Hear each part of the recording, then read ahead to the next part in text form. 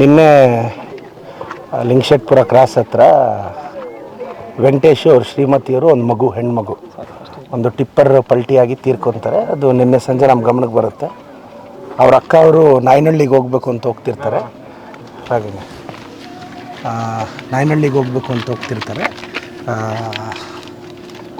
ಅವರು ರಾತ್ರಿ 9:15 ವಿಕ್ಟೋರಿಯಾ ಹಾಸ್ಪಿಟ್ಲಲ್ಲಿ ತೀರೋಗ್ತಾರೆ. ರಾತ್ರಿ ನಾನು ಫಾಲೋ ಅಪ್ ಮಾಡಿ ಮತ್ತು ಬೆಳಗ್ಗೆ ಈಗ ಅವನು BT ಗಂಗಾ ಅಂತ ನಾವು ಹೈಸ್ಕೂಲಲ್ಲಿ ನಾವೆಲ್ಲ ಕ್ಲಾಸ್ಮೇಟ್ಸು. ವೆಂಕಟೇಶ್ನು ನಮ್ಮ ಜೂನಿಯರು ಪರ್ಯಾಸಂದ್ರ ಶಾಲೆಯಲ್ಲಿ.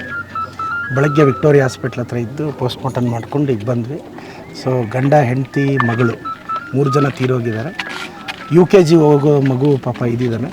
ಸೊ ನನ್ನ ಸ್ನೇಹಿತ ಗಂಗನಿಗೂ ಹೇಳಿದ್ದೀನಿ, ಆ ಮಗು ಜವಾಬ್ದಾರಿ ನೀನೇ ತಗೋಬೇಕು ಅಂತ. ಮತ್ತು ಆ ಮಗುದು ಎಜುಕೇಷನ್ ಎಕ್ಸ್ಪೆನ್ಸ್ ಏನಿದೆ ನಾನು ನೋಡ್ಕೊತೀನಿ ಅಂತ. ನಾವೆಲ್ಲ ಅಣ್ಣ ತಮ್ಮಂದಿರ ಥರ ಬೆಳೆದವರು. ನಮ್ಮ ಸ್ನೇಹಿತ ಒಬ್ಬ ಹೀಗಾದ ಅಂದರೆ ನಮಗೂ ಭಾಳ ನೋವಾಗುತ್ತೆ. ಆ ಮಗುನ ಹೇಳಿದ್ದೀನಿ, ನೀನು ಸಾಕಬೇಕಪ್ಪ, ಅದೇನಿದ್ರು ನಾವು ನೋಡ್ಕೊತೀವಿ ಅಂತ. ಇವನು ಒಪ್ಕೊಂಡಿದ್ದಾನೆ. ಸೊ ಭಾಳ ಈ ಹೈವೇಯಲ್ಲಿ ಟ್ರಾವೆಲ್ ಮಾಡುವಾಗ ನೋಡಿ, ಒಂದೇ ಕುಟುಂಬದವ್ರು 3 ಜನ ತೀರೋದ್ರು ಅಂದರೆ ಪಾಪ ನಮಗೆ ನಿನ್ನೆಯಿಂದ ಕಷ್ಟ ಆಗ್ತಿದೆ.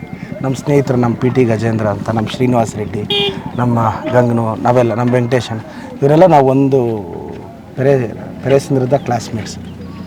ಸೊ ನಮ್ಮ ಸ್ನೇಹಿತನಿಗೆ ಹಿಂಗಾಗಿದೆ, ಭಾಳ ನೋವಿದೆ. ಕುಟುಂಬಕ್ಕೆ ಒಳ್ಳೆಯದಾಗಲಿ ಅಂತ. ಸರ್, ಲಿಂಗಶೆಟ್ಪುರ ಕ್ಲಾಸಲ್ಲಿ ಎಷ್ಟು ಘಟನೆಗಳಾಗ್ತಾಯಿದ್ದೀವಿ? ಇಲ್ಲ, ಈಗ ನಾನು ಇದು ತನಿಖೆ ರಿಪೋರ್ಟ್ ಕೇಳಿದ್ದೀನಿ.